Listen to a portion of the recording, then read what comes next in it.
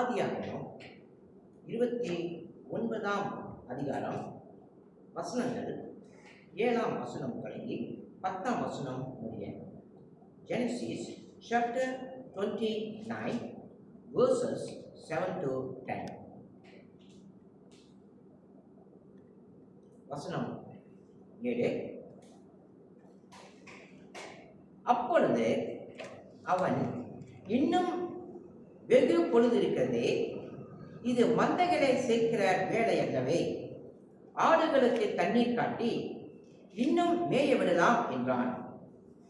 அதற்கு அவர்கள், எல்லா மந்தைகளும் சேரும் முன்னே அப்படி செய்யக்கூடாது. சேர்ந்த பின் கிணற்றின் வாயிலுள்ள கல்லை புரட்டுவார்கள், அப்பொழுது ஆடுகளுக்கு தண்ணீர் காட்டுவோம் என்றார்கள். அவர்களோடே அவன் பேசிக் கொண்டிருக்கும் போதே தன் தகப்பனுடைய ஆடுகளை மேய்த்துக் கொண்டிருந்த ராகேல் அந்த ஆடுகளை ஓட்டிக்கொண்டு வந்தாள். யாக்கோபு தன் தாயின் சகோதரனான லாபானுடைய குமாரத்தியாகிய ராகேலையும் தன் தாயின் சகோதரனாகிய லாபானின் ஆடுகளையும் கண்டபோது யாக்கோபு போய் கிணற்றின் வாயில் இருந்த கல்லை புரட்டி தன் தாயின் சகோதரனாகிய லாபானின் ஆடுகளுக்கு தண்ணீர் காட்டினான்.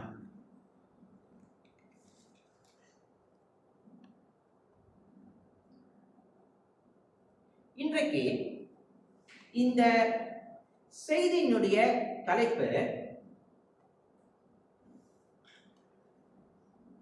மிருகங்கள் தண்ணீர் குடிக்கும் கிணற்றின் அருகே தேவனின் வழி நடத்துதல். இன்றைக்கு இந்த தலைப்பை நாம் இங்கே பார்க்கலாம். மிருகங்கள் தண்ணீர் குடிக்கும் கிணற்று அருகே தேவனின் வழி நடத்துதல். தேவனுடைய வழி நடத்துதல் எப்படி இருக்கும்? அநேகர் மிகப்பெரிய இடங்களில் தான் தேவனுடைய வழிநடத்தல் இருக்கும் என்று அவர்கள் சொல்லுவார்கள். ஆனால் தேவனின் வழிநடத்துதல் நம்முடைய வாழ்க்கையில் ஆரம்பமாகும் போது பிரம்மாண்டமான முறையில் அது ஆரம்பம் ஆகாது. மிகப்பெரிய ஆர்ப்பரிப்போடும் மிகப்பெரிய வல்லமையோடும் தேவனுடைய வழிநடத்துதல் முதலில் ஆரம்பமாகாது. 1793ஆம் ஆண்டில் வில்லியம் கேரி என்ற ஒரு மனிதன், செருப்பு தைக்கக்கூடிய ஒரு மனிதன், இந்தியாவின் ஊழியத்திற்கு புறப்பட்டார். அவரை வரவேற்க பெரிய ஆட்கள் இந்தியாவில் இல்லை. அவர் இங்கிலாந்து நாட்டை விட்டு இந்தியாவுக்கு அவர் போகிறார். அவர் பயணம் செய்த கப்பல் கல்கத்தா கரையில் போய் சேர முடியல. ஏனென்றால் அன்றைக்கு யூரோப் முழுவதும் மிகப்பெரிய போர் நடந்து கொண்டிருந்தது.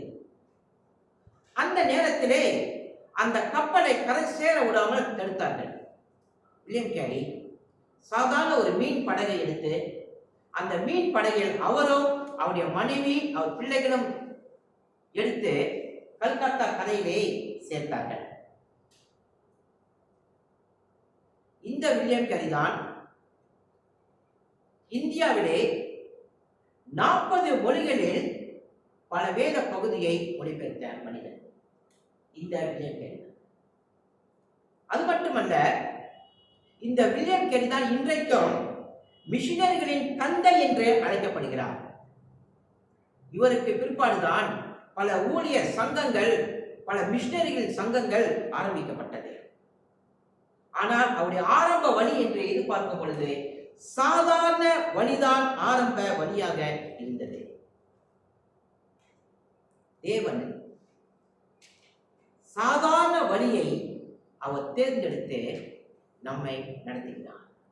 அவைதான் இன்றைக்கு செய்தியின் தலைப்பு, மிருகங்கள் தண்ணீர் குடிக்கும் கிணற்று அருகே தேவனின் வழி நடத்துதல். அந்த தலைப்பை நாம் பார்க்கலாம். மிருகங்கள் தண்ணீர் குடிக்கும் கிணற்றின் அருகே தேவனின் வழி நடத்துதல். நாம் கண்களை மூடி ஜெபம் செய்வோம்.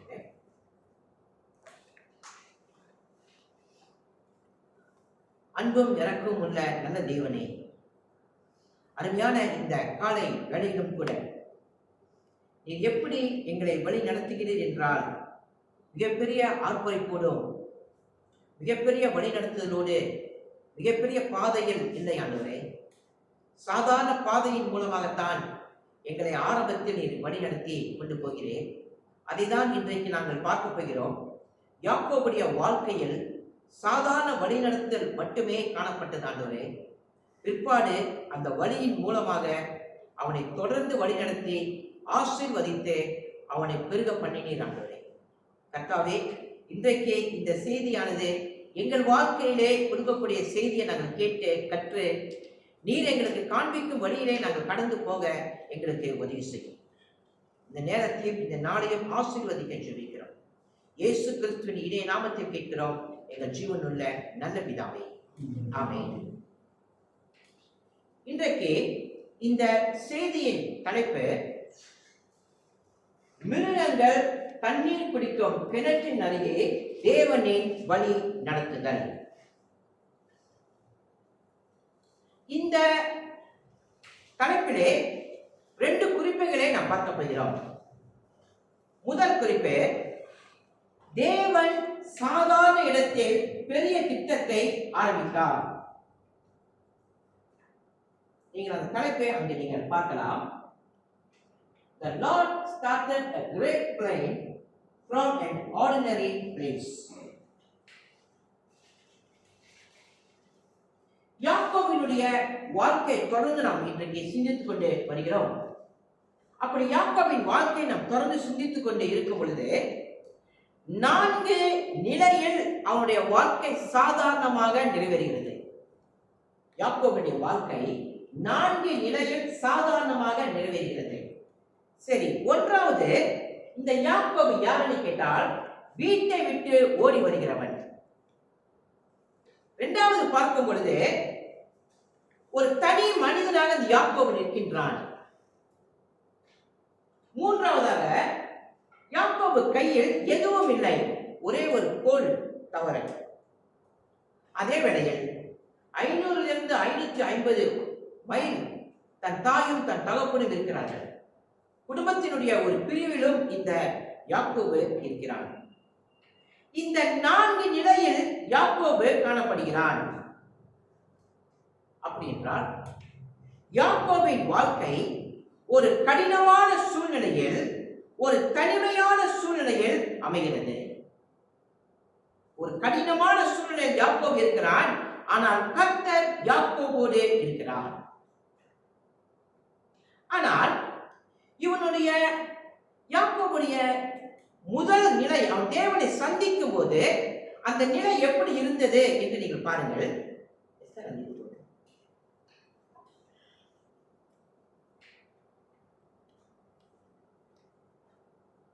அந்த முதல் நிலை பாருங்கள், 28ஆம் அதிகாரம் 11ஆம் வசனத்திலிருந்து 28ஆம் வசனம் வரைக்கும் அவனுடைய வாழ்க்கையை பாருங்கள். தேவனை சந்திக்கிறான், மீட்டிங் காட். இரண்டாவதாக, ஏஞ்சல் தேவதூதர்கள் வானத்திலே ஏணியில் ஏறுகிறார்கள், இறங்குகிறார்கள், தேவதூதர்களை பார்க்கிறான். அடுத்ததாக வாக்குத்தத்தம் தேவன் கொடுக்கிறார், ப்ராமிஸ் செய்கிறாரு. அதுக்கு பிற்பாடு அவன் கர்த்தரை ஆராதிக்கிறான், worship God.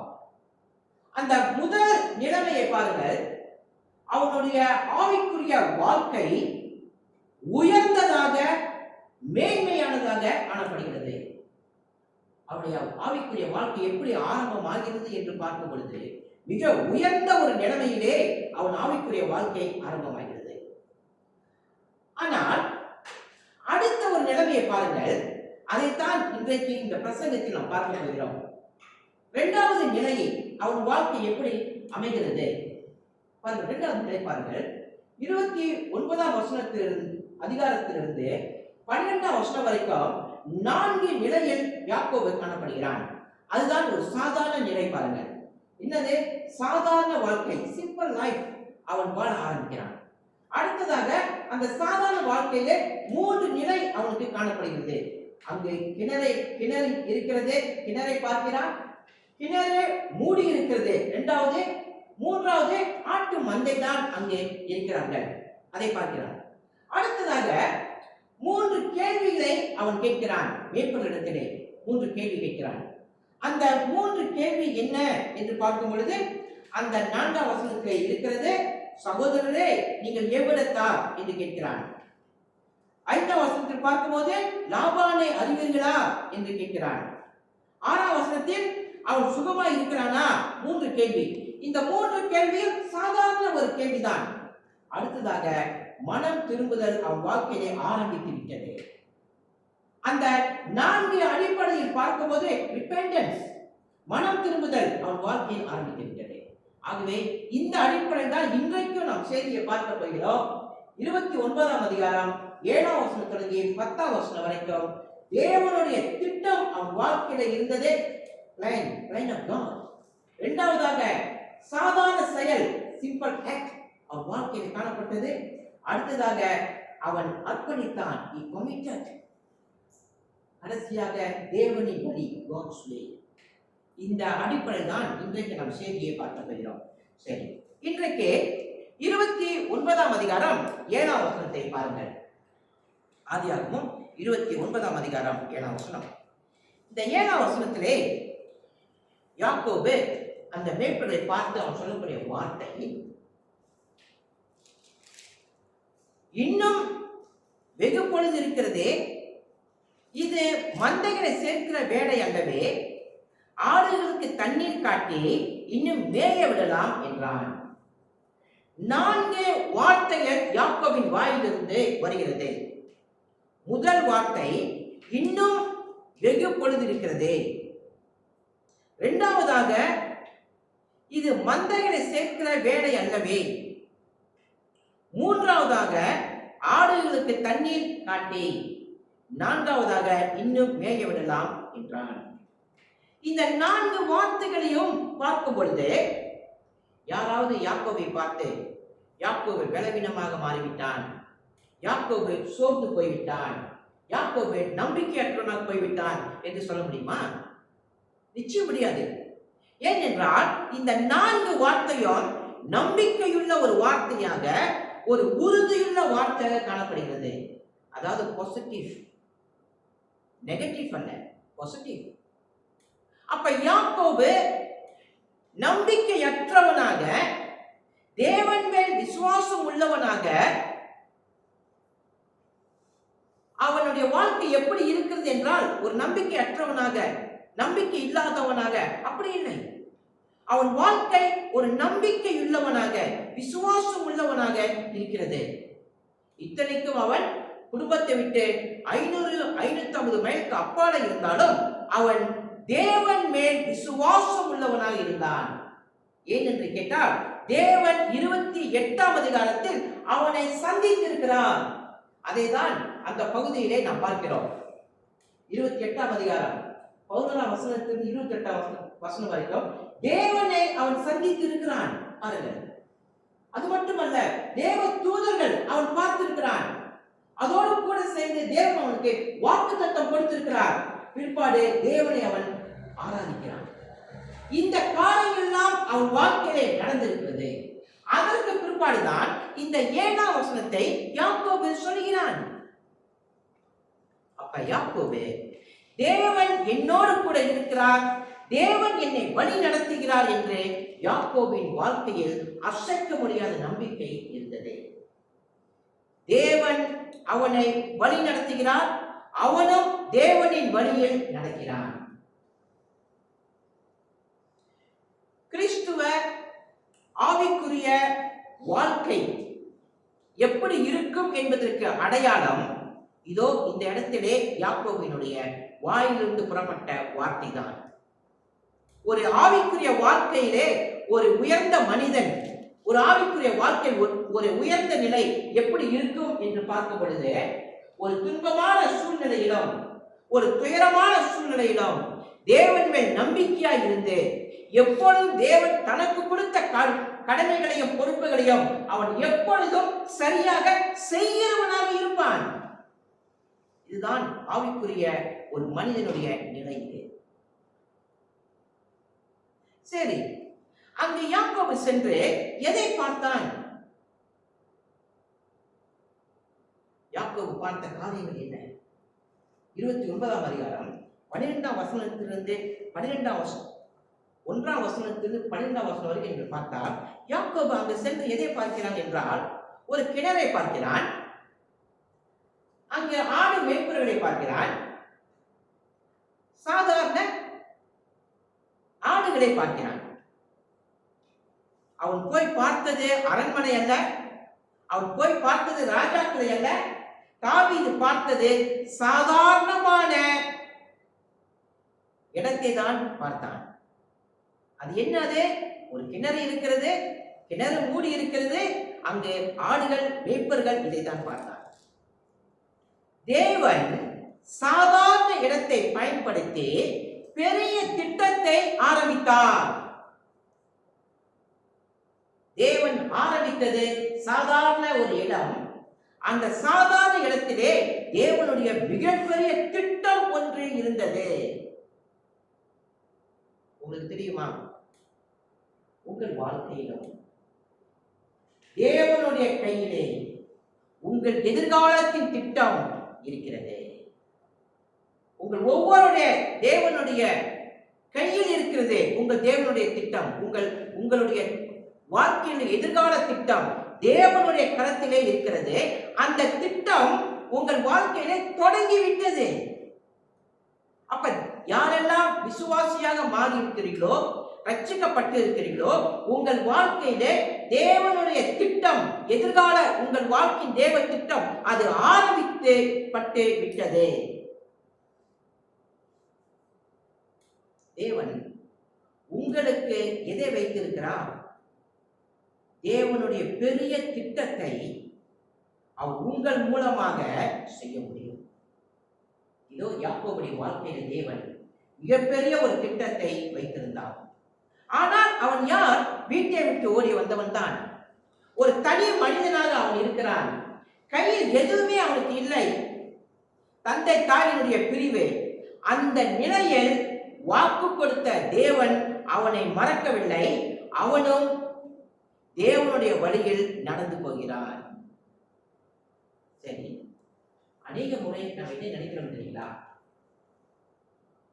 சூழ்நிலைகள் நம்மை தனிமைப்படுத்தும் போது, சூழ்நிலைகள் திடீரென்று மாறும் போது நாம் நினைக்கிறோம், தேவன் என்னை மறந்து விட்டார். ஏனென்றால் நாம் நினைத்தது, நாம் நடந்தது எல்லாம் வேற மாதிரி இருக்கிறதுனால் நாம் சுலபமாக நினைக்கிறோம், தேவன் என்னை மறந்து விட்டார். ஆனால் தீர்க்கதரிசியாகிய ஏசாயா சொல்லக்கூடிய வார்த்தையை பாருங்கள்.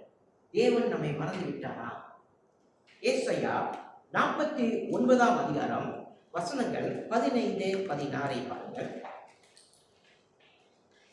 ஏசாயா 49ஆம் அதிகாரம் வசனங்கள் 15, 16.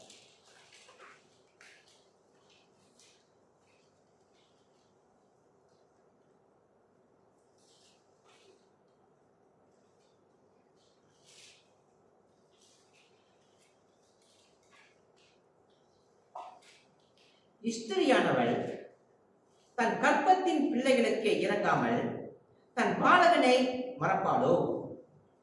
அவர்கள் மறந்தாலும் நான் உன்னை மறப்பதில்லை. இதோ என் உள்ளங்கையில் உன்னை மறந்திருக்கிறேன்.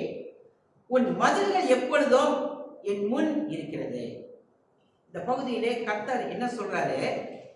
தன் பாலகனை மறப்பாளோ யார்? தன் கர்ப்பத்தின் பிள்ளையை தன் தாய் தன் பாலகனை மறப்பாளோ? அவர்கள் மறந்தாலும் நான் உம்மை மறப்பது இல்லை. அப்ப கர்த்தர் எவ்வளவு பெரிய வாக்கு தத்தம் அவருடைய பிள்ளைகளுக்கு அவர் கொடுக்கிறார். அப்ப எந்த சூழ்நிலையாக இருந்தாலும், எந்த சூழ்நிலையில் நம்முடைய வாழ்க்கை இருந்தாலும் ஒரு சத்தியத்தை மறக்க வேண்டாம், தேவன் என்னை மறந்து போகவில்லை.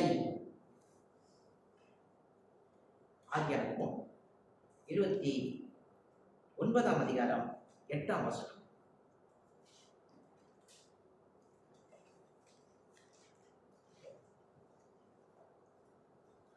அதற்கு அவர்கள், எல்லா மந்தைகளும் சேரும் முன்னே அப்படி செய்யக்கூடாது. சேர்த்த பின் கிணற்றின் வாயிலுள்ள கல்லை புரட்டுவார்கள், அப்பொழுது ஆடுகளுக்கு தண்ணீர் காட்டுவோம் என்றார்கள். இந்த 8ஆம் வசனம் இருக்கல்லவா, 4ஆம் வசனம் தொடங்கி 8ஆம் வசனம் வரைக்கும் பார்த்தா 3 நிலையை நாம் அந்த பகுதியில பார்க்க முடியும். 3 நிலை. என்ன அந்த 3 நிலை? ஒன்றாவது, சாதாரண ஒரு உரையாடல் அந்த பகுதியிலே ஆரம்பமாகிறது. அந்த உரையாடல் தான் என்ன? சகோதரரே என்று அழைக்கிறான், நீங்கள் எவ்விடத்தார் என்று. அடுத்ததாக, லாபானை அறிவீர்களா, அவன் சுகமா இருக்கிறானா?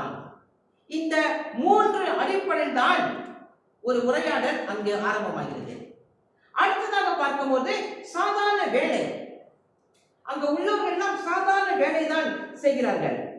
அதே வேளையில் சாதாரண இடமாகத்தான் அது இருக்கிறது. ஆனால் அந்த 4ஆம் வசனம் தொடங்கி 8ஆம் வசனம் வரைக்கும் நாம் பார்க்கும் பொழுது தேவன் அங்குதான் ஒரு திட்டத்தையே அவன் வாழ்க்கையில் வைத்திருந்தார். அந்த திட்டத்தையே அங்கிருந்து அவர் ஆரம்பிக்கிறார்.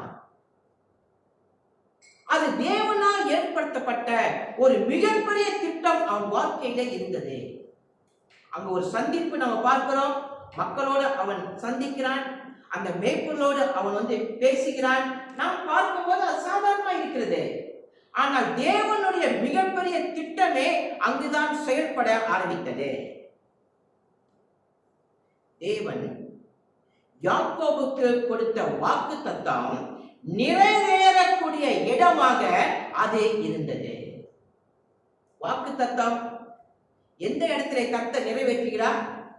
மிகப்பெரிய தேவாலயத்திலே அங்கு நிறைவேற்றுகிறாரா?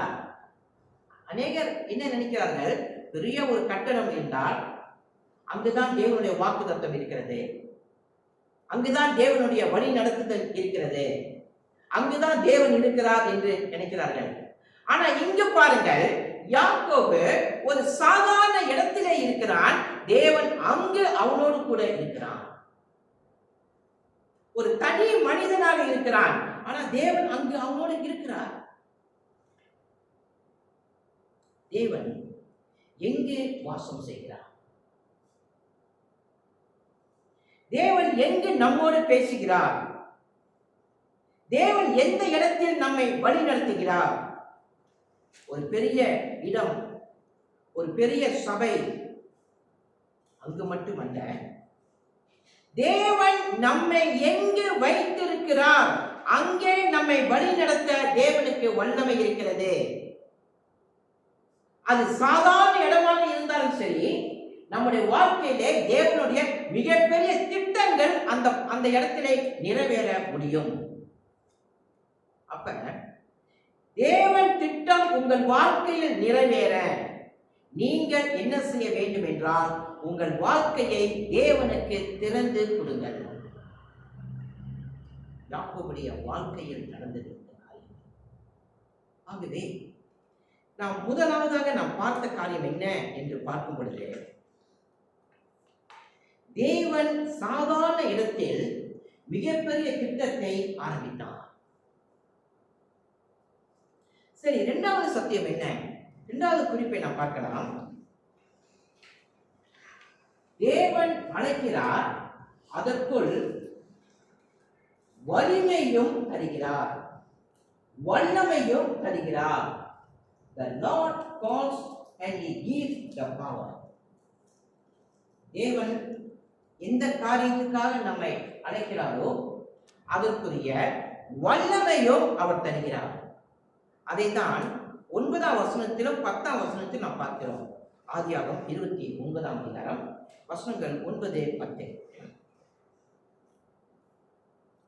அவர்களோடு அவன் பேசிக் கொண்டு இருக்கும் போதே தன் தகப்பனுடைய ஆடுகளை மேய்த்துக் கொண்டிருந்த ராகேல் அந்த ஆடுகளை ஓட்டிக் கொண்டு வந்தார். யாக்கோபு தன் தாயின் சகோதரனான லாபானுடைய குமாரத்தியாக ராகேலையும் தன் தாயின் சகோதரனாகிய லாபானின் ஆடுகளையும் கண்டபோது யாக்கோபு போய் கிணற்றின் வாயிலிருந்த கல்லை புரட்டி தன் தாயின் சகோதரனாகிய லாபானின் ஆடுகளுக்கு தண்ணீர் காட்டினான். ரெண்டு சத்தியத்தை இங்கு நாம் பார்க்க முடியும். ரெண்டு சத்தியத்தை. முதல் சத்தியம் ராகேலின் சந்திப்பு, இரண்டாவது சத்தியம் கிணற்றின் மேல் இருந்த கல். இந்த ரெண்டு சத்தியத்தையும் இந்த பகுதியில் நாம் பார்க்க முடியும். சரி, ஒன்றாவது ராகேலின் சந்திப்பு. ராகேல் ஆடுகளை மேய்த்துக் கொண்டு வருகிறாள். யாக்கோபு அந்த ராகேலை சந்திக்கிறான். இது பார்க்கும் பொழுது சாதாரண ஒரு சந்திப்பு மாதிரி நமக்கு காணப்படுகிறது. ராகேல் யாக்கோபை சாதாரணமாக சந்திக்கிறார்கள். ஆனால் தேவனுடைய தீர்மானத்தின்படி இந்த சந்திப்பு நடைபெற்றது. இது தேவனுடைய திட்டம். அந்த திட்டத்தின்படி இந்த சந்திப்பு நடைபெறுகிறது. இந்த ராகேல் யாக்கோபுக்கு 2 பிள்ளைகளை பெற்றார், யோசேப்பு, மனாசே. இந்த யோசேப்பு தான் எகிப்துக்கே தலைவனாக மாறுகிறான். அடுத்ததாக யாக்கோபுடைய 12 பிள்ளைகளையும் இந்த யோசேப்பு தான் காப்பாற்றுகிறான். பாருங்கள், அந்த ராகேலின் யாக்கோபின் சந்திப்பு தேவனுடைய மிகப்பெரிய தீர்மானமாக அது இருந்தது. உங்கள் வாழ்க்கையிலே எது தேவனின் தீர்மானம்? முதலாவதாக நீங்கள் ரட்சிக்கப்படுவது தேவனுடைய மிகப்பெரிய தீர்மானம். இயேசுவை தேவன் என்று விசுவாசிப்பது அது மிகப்பெரிய தீர்மானம்.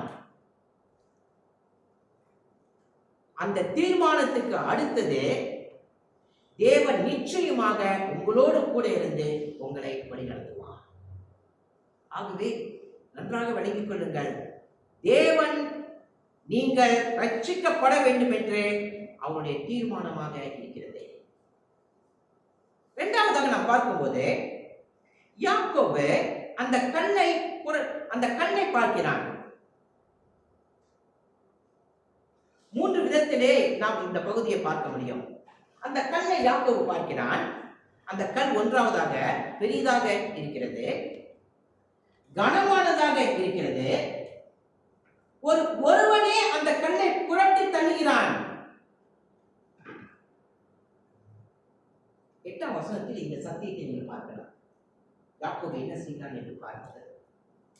அதற்கு அவர்கள், எல்லா மந்தையும் சேரும் முன்னே அப்படி செய்யக்கூடாது, சேர்ந்த பின் கிணற்றின் வாயில் உள்ள கல்லை புரட்டுவார்கள், அப்பொழுது ஆடுகளுக்கு தண்ணீர் காட்டுவோம் என்றார்கள். 10ஆம் வசனத்தை பாருங்கள். யாக்கோபு தன் தாயின் சகோதரனாகிய லாபானுடைய குமாரத்தியாகிய ராகேலையும் தன் தாயின் சகோதரனாகிய லாபானின் ஆடுகளையும் கண்டபோது யாக்கோபு போய் கிணற்றின் வாயிலிருந்த கல்லை புரட்டி தன் தாயின் சகோதரனாகிய லாபானின் ஆடுகளுக்கு தண்ணீர் காட்டினான். பாருங்கள், அவனே சென்று அந்த கல்லில் போடப்பட்டிருந்த அந்த கல்லை புரட்டி தண்ணி அவன் ராகேலின் ஆடுகளுக்கு அவன் தண்ணீர் காட்டுகிறான். இந்த இடத்தில் நாம் எதை பார்க்கிறோம் என்றால், யாக்கோபினுடைய ஊழியம் ஆரம்பமானது அந்த இடத்தில் இருந்து. யாக்கோபினுடைய வரம், யாக்கோபின் திறமை, யாக்கோபுக்கு தேவன் கொடுத்த பலன் அத்தனையும் வெளிப்பட ஆரம்பிக்கிறது. எப்படி பார்க்கிறோம்? சாதாரண கிணறு, அந்த கிணற்றினுடைய மூடி இருக்கிறது, அதை அவன் திறக்கிறான். இது எல்லாவற்றையும் நாம் பார்க்கும் பொழுது சாதாரணமாக இருக்கிறது. ஆனால் தேவனுடைய தீர்மானம் அவன் வாழ்க்கையில் ஆரம்பமாகிவிட்டது. தேவனுடைய செயல் யாக்கோபுடைய வாழ்க்கையில் ஆரம்பிக்கப்பட்டு விட்டது. தேவன் ஒரு சாதாரண கிணற்றை வைத்து அவன் வாழ்க்கையை ஆரம்பிக்கிறார். நாம் நினைக்க கூடாது தேவனுடைய வழி நடத்துதல், தேவனுடைய செயல் மிகப்பெரிய பிரம்மாண்டமாக இருக்கும், அங்கிருந்து தான் தேவன் ஆரம்பிக்கிறார் என்று அல்ல. இங்க பாருங்க, யாக்கோபுடைய வாழ்க்கை ஒரு சாதாரண கிணற்றிலிருந்து அவன் வாழ்க்கை ஆரம்பமாகிறது. தேவன் அவனுக்கு கொடுத்த வாக்குத்தத்தம், தேவன் அவனுக்கு கொடுத்த அழைப்பு, தேவன் அவன் அவன் மேல் வைத்திருந்த தீர்மானம், தேவ திட்டம் அத்தனையும் செயல்பட ஆரம்பித்தது. எப்படி? சாதாரண நிலையில் இருந்து. யாக்கோபு எப்படி இருக்கிறான்? ஒரு சாதாரண நிலையிலே இருக்கிறான். ஆனால் தேவனுடைய திட்டம் அவன் வாழ்க்கையில் செயல்பட ஆரம்பிக்கிறது. அவன் நிற்கக்கூடிய இடம் எது? மிருகங்கள் குடிக்கும் தண்ணீர் கிணறு. அங்குதான் அவன் நிற்கிறான். தேவன் எதை செய்யும்படி உங்களை அழைத்திருக்கிறார்? எந்த திட்டத்தை தேவன் உங்களுக்கு கொடுத்திருக்கிறார்? சிந்தித்து பாருங்கள். அதை செய்யும்படி தேவன் உங்களுக்கு அதுக்குரிய வல்லமையும் அவர் தருகிறார். ஆனால் நாம் என்ன சொல்லுவோம் தெரியுங்களா? சோகமாக, என்னால் முடியாது, நான் பலவீனன், எனக்கே தகுதி இல்லை. ஆனால் தேவனின் வார்த்தை என்ன சொல்லுகிறது? பிலிப்பியர் 4 அதிகாரம் 13 வசனத்தை பாருங்கள். பிலிப்பியர் 4:13.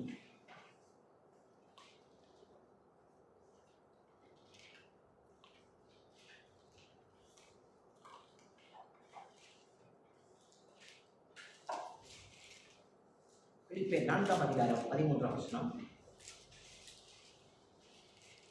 என்னை பலப்படுத்துகிற கிறிஸ்துவினாலே எல்லாவற்றையும் செய்ய எனக்கே பலன் உண்டு. பவுல் சொல்லக்கூடிய வார்த்தை என்ன? என்னை பலப்படுத்துகிற கிறிஸ்துவினாலே. அதாவது பவுல், என்னுடைய முயற்சியினாலே நான் பலனுள்ளவனாக இருக்கிறேன். நான் ஒரு யூதன், நான் படித்தவன், ஆகவே எனக்கு பலன் இருக்கிறது. அந்த அடிப்படையில் பவுல் இங்கே சொல்லவில்லை. என்னுடைய திறமை என்று சொல்லவில்லை. என்ன சொல்கிறான்? என்னை பலப்படுத்துகிற கிறிஸ்துவினாலே. அப்படி என்றால் ஒரு இறந்து போன ஒரு கிறிஸ்துவை குறித்து பவுல் அங்கு பேசவில்லை. உயிரோடு எழுப்பின இயேசுவை குறித்து அந்த பகுதியிலே பவுல் பேசுகிறான். நாம் யார் நம்முடைய தேவன் என்று பார்க்கும் பொழுது, ஒரு இறந்து போன ஒருவர் அல்ல, அவர் மரணத்தையே ஜெயித்தவர். அவருடைய பலத்தினாலே தேவன் எதற்காக நம்மை அழைத்தாரோ அந்த காரியங்களையும் வேலைகளையும் நம்மால் செய்ய அதுக்குரிய வல்லமையும் நமக்கு தருகிறார். ஆகவே நாம் எதை செய்ய போகிறோமோ நினைக்காதீர்கள், நாம் தனிமையாக செய்ய போறோம் இல்லை. தேவன் அதற்குரிய வல்லமையை உங்களுக்கு தருகிறார். நீங்கள் என்ன வேலை செய்தாலும் சரி, நீங்க என்ன ஊழியங்கள் செய்தாலும் சரி, நீங்கள் எதை செய்தாலும் சரி, தேவன் அதற்குரிய வல்லமையும் உங்களுக்கு தருகிறார். ஏனென்று கேட்டால், இயேசு கிறிஸ்துவின் உயிர்த்தெழுந்த வல்லமை அது உங்களோடு கூட இருக்கிறது. பவுல் அதைத்தான் அவன் அந்த பகுதியிலே சொல்கிறான். என்னை பலப்படுத்துகிற கிறிஸ்துவினாலே எல்லாவற்றையும் செய்ய எனக்கு பலன் உண்டு.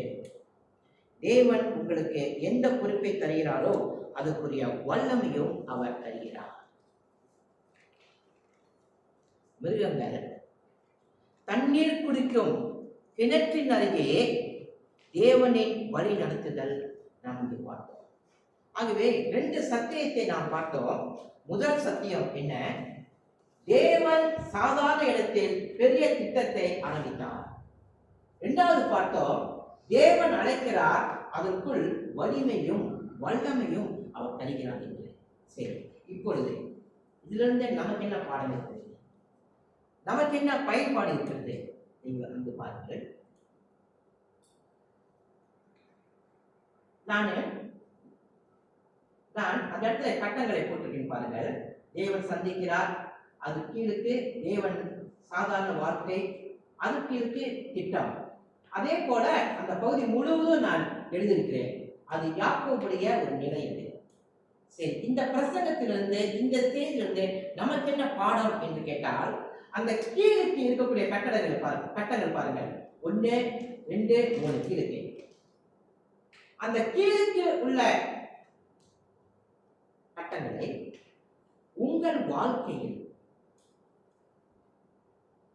எப்படி இருக்கிறது? தேவன் ஒரு 5 வருஷம் கிறிஸ்துவ வாழ்க்கையை எடுத்துக்கொண்டு அந்த கட்டடத்திலே அதை நீங்கள் நிரப்புங்க. அதுதான் இன்றைக்கு வேத பாடம் பார்க்கிறோம். உங்கள் வாழ்க்கையிலே அதுக்கு கீழே இருக்கக்கூடிய நிலை எப்படி இருக்கிறது? உயர்வான நிலைமையிலே இருக்கீங்களா, அல்லது சாதாரண நிலைமையில இருந்து ஆண்டவருக்காக செயல்படுறீங்களா? என்னென்ன நிகழ்ச்சிகள் உங்கள் வாழ்க்கையில நடந்தது? ஒரு கால் கிறிஸ்துவை விசுவாசிக்கும் பொழுது உங்கள் வாழ்க்கையில அதிகமான வேத வாசிப்பு இருந்திருக்கலாம், அதிகமான ஜெபம் இருந்திருக்கலாம், அதிகமான ஊழியங்கள் இருந்திருக்கலாம். அதெல்லாம் நீங்க நினைப்பீங்க. வேத பாடத்தை நம்ம தான் பார்க்க போறோம். சரி, அதற்கு பிற்பாடு யாக்கோபுடைய நிலையை பாருங்கள், ஆவிக்குரிய நிலை எப்படி இருந்ததுன்னு சொல்லி ஒரு ஒரு கிராஃப் நம்ம பார்க்கலாம். 28ஆம் அதிகாரத்திலிருந்து 29 வரைக்கும். அங்க பாருங்கள், யாக்கோபு தேவனை சந்தித்த உடனே யாக்கோபுடைய அந்த கிராஃப் பாருங்க, அந்த கோடு பாருங்க, எங்க போது பாருங்க. முதலாவது பாருங்க, தேவனை சந்திக்கிறான், உயர்ந்த ஒரு ஆவிக்குரிய நிலை பாருங்க, மீட்டிங் காட். அப்ப கீழே இருந்து உடனே அங்க போகிறான். எப்படி? தேவன் அவனை சந்தித்தான், அவன் பரலோக காட்சியை பார்த்தான். அவனுடைய ஆவிக்குரிய வாழ்க்கை அவ்வளவு உயர்வாக இருக்கிறது. அடுத்ததாக பார்க்கும்போது சாதாரண ஒரு வாழ்க்கைக்கு வந்துவிட்டான். அதுதான் என்ன? அங்கு ஆடு மேய்ப்புகளை பார்க்கிறான், அங்கு கிணறை பார்க்கிறான், அங்கு ஆடுகளை பார்க்கிறான். ஒரு சாதாரண நிலைமைக்கு வந்துவிட்டான். அந்த சாதாரண நிலைமையிலிருந்து 8ஆம் வசனத்தை பார்க்கும்போது அவன் என்ன செய்கிறான் பாருங்கள்.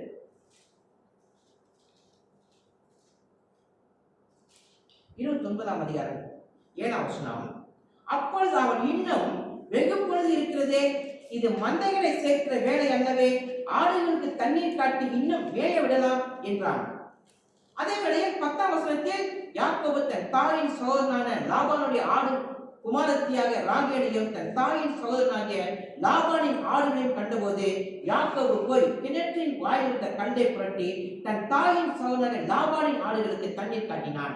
இதை நான் பார்க்கும்போது அந்த சாதாரண வாழ்க்கையிலிருந்து ஒரு அர்ப்பணம் இருந்தது, ஒரு அர்ப்பணிப்பு. அந்த அர்ப்பணிப்பின் அடிப்படையிலே அவன் தேவனுடைய வழியிலே நடக்கிறான், தேவனுடைய வாழ்க்கையிலே அவன் நடக்கிறான். சரி, உங்களுடைய 5 வருஷ கிறிஸ்தவ வாழ்க்கை, அல்லது 3 வருஷம் கிறிஸ்தவ வாழ்க்கை, அல்லது அதுக்கு குறைவாக மேலான உள்ள கிறிஸ்தவ வாழ்க்கை எடுத்துக்கொள்ளுங்க. எடுத்துக்கொண்டு இந்த கிராஃப் நீங்க போட்டு பாருங்க. தேவனை முதல் ரட்சிப்பின் காலத்தில் சந்திக்கும் பொழுது உங்கள் ஆவிக்குரிய நிலைமை எங்க இருந்தது? அதற்கு பிற்பாடு ஒரு சாதாரண வாழ்க்கைக்கு வந்து விட்டீங்களா? சரி, இப்பொழுது எந்த நிலைமையில இருக்கீங்க உங்க வாழ்க்கையில? நாம் இன்றைக்கு இதுதான் வேத பாடத்திலே நாம் பார்க்க போகிறோம், நாம் சிந்திக்க போகிறோம். ஆகவே இந்த செய்தியினுடைய தலைப்பு என்ன என்று பார்க்கும் பொழுது, மிருகங்கள் தண்ணீர் குடிக்கும் கிணற்று அருகே தேவனின் வழி நடத்துதல். அதாவது சாதாரண ஒரு இடத்தை தேவன் தேர்ந்தெடுத்தார், சாதாரண மனிதர்களை சந்திக்க வைக்கிறார் யாக்கோபை. சாதாரண சூழ்நிலை அவனுக்கு அமைகிறது. ஆனால் தேவனுடைய திட்டமே அங்குதான் அவன் வாழ்க்கையில் நடைபெற்றது. சந்திப்பு சாதாரணமாக இருக்கிறது மனிதனுடைய பார்வையிலே, ஆனால் தேவனுடைய திட்டத்தின்படி அந்த சந்திப்பு நடந்தது. அந்த இடத்தில் தான் யாக்கோபு 20 வருஷமாக அவன் தேவன் அந்த இடத்துல இருந்து மிகப்பெரிய ஒரு மனிதனாக மாறி தேவன் அங்கிருந்து அவனை அழைத்து வருகிறார். உங்கள் வாழ்க்கையிலே தேவன் சாதாரண இடத்தில் வைத்திருக்கலாம், சாதாரண சூழ்நிலையில் உங்களை வைத்திருக்கலாம். ஆனால் ஒன்று, அங்கிருந்து தேவனுக்காக அர்ப்பணித்து வாழுங்கள். அதுதான் இந்த கால வேளையிலே நமக்குரிய பாடவில்லை. அன்பின் மொழி ஜெபம் செய்வோம்.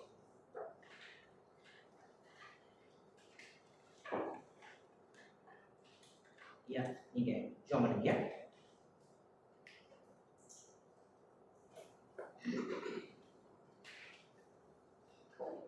அன்பின் பரலோக பிதாவே, உங்களுடைய சமுத்திரங்கள் பிரார்த்தனையும் அப்பா, இந்த நாளிலும் அப்பா, நீர் ஆண்டை கர்த்தாவே எங்களோடு உங்களுடைய வார்த்தை எங்களுக்கு பேசி எங்களுடைய ஆண்டை வாழ்க்கையை நாங்கள் ஆராய்ந்து பார்ப்போம்.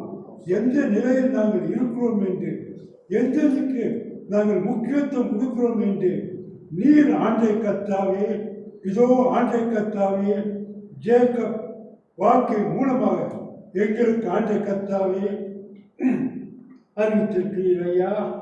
இந்த நாளிலும் அப்பா அநேக நேரத்தில் உன்னுடைய வழிகளை விட்டு, உன்னுடைய சிந்தைகளை விட்டு, உன்னுடைய எதிர்பார்ப்பை விட்டு நாங்கள் ஆண்டை கர்த்தாவே எங்களுடைய சொந்த நிலையில், சொந்த விருப்பத்துக்கு, சொந்த ஆண்டை கர்த்தாவே வாழ்க்கையை வாழ்ந்து கொண்டிருக்கிறோம்.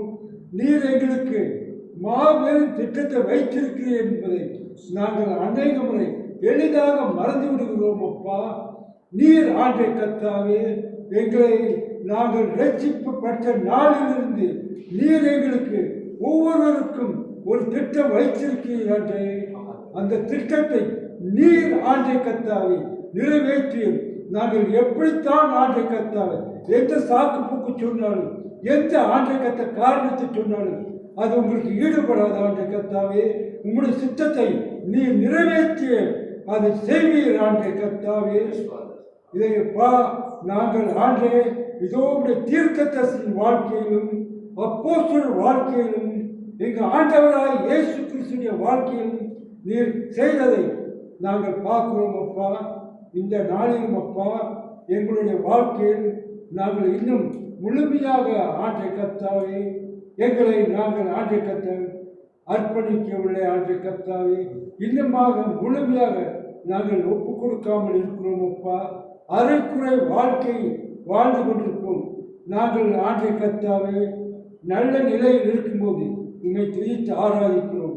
ஆனால் ஆண்டை சூழ்நிலை மாறும்போது வாழ்க்கையில் ஆண்டை கர்த்தாவே இடர்கள், இன்னல்கள், இக்கட்டுகள் வரும்போது நாங்கள் மறந்துவிட்டு அப்பா நாங்கள் ஆண்டை கர்த்தாவே எங்களே ஆண்டை கர்த்தாவை எந்திரித்து கொண்டு உங்களுடைய சித்தத்துக்கு நாங்கள் ஆண்டை கர்த்தாவே இடம் கொடுக்காமல் நாங்கள் இருந்திருக்கிறோம் அப்பா. எவ்வளோ தவறி இருக்கிறோம் தகப்பனே. இந்த நாளிலும் அப்பா தகப்பனே உங்களுடைய வார்த்தை எங்களுக்குள்ள ஆண்டை கர்த்தாவே ஒரு ஆண்டை கர்த்தாவே ஊக்கத்தையும் அப்பா தகப்பனே உண்டுபடுத்துகிறதாண்டே. யாக்கோப்பு எப்படி ஆண்டை கர்த்தாவே உறுதியோடு, நம்பிக்கையோடு, விசுவாசத்தோடு உங்களுடைய வழியில் ஆண்டை கர்த்தாவே வாளை ஒப்பு கொடுத்து அதில் ஆண்டை கர்த்தாவே தன்னுடைய ஜீவிய நாளெல்லாம் அதன்படி வாழ்ந்து ஜீவித்தது போல் நாங்களும் வாழ எங்களுக்கு உதவி செய்யுமப்பா. எங்களுடைய சொந்த பலத்தினாலோ ஞானத்தினாலோ திறமையினாலோ ஒன்றுமில்லை ஆண்டை கர்த்தாவே.